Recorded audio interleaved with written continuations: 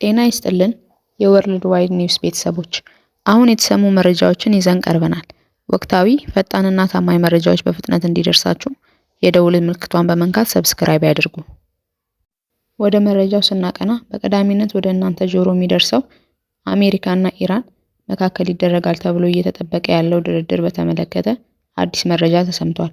ከአሜሪካ ፕሬዝዳንት ዶናልድ ጄ ትራምፕ ፓኪስታን ዋነኛ አደራዳሪ ሆና የምትቀጥለው ሲሆን ሆኖም ምንም አይነት ስምምነት ድርድር በሌለበት ሁኔታ ትራምፕ ተጨማሪ ወታደራዊ አማራጮችን እያመዛዘኑ መሆኑ የተዘገበ ሲሆን በሆርሙዝ ባህረ ሰላጤ የጣሉት እገዳ እስካሁን ድረስ አላነሱትም።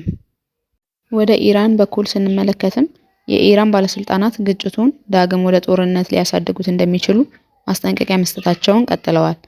ጥቃታቸው በአሜሪካ ንብረት ላይ ብቻ ሳይሆን በባህረ ሰላጤው አካባቢ በሚገኙ የአሜሪካ አጋር ሀገራት ላይ እንደሚሆንም ዝተዋል።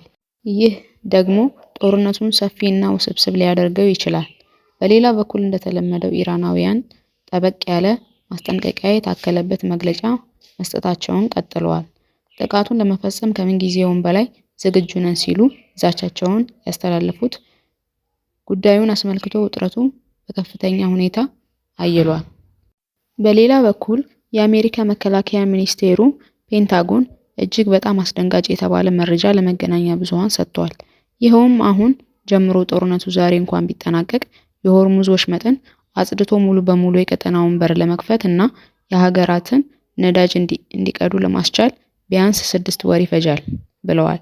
ምክንያቱም በርካታ የባህር ስር ፈንጂዎች መቀበራቸውን ዋቢ በማድረግ ይህን ተከትሎ የዓለም ኢኮኖሚ ላይ ከፍተኛ ድንጋጤ ነግሷል።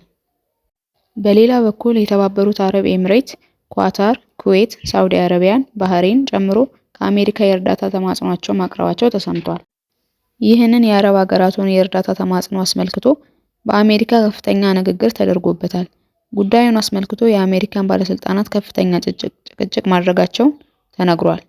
አድማጭ ተመልካቾቻችን ለሰዓቱ ልታደምጡ ያዘጋጀንላችሁ መረጃ ይህንን ይመስል ነበር።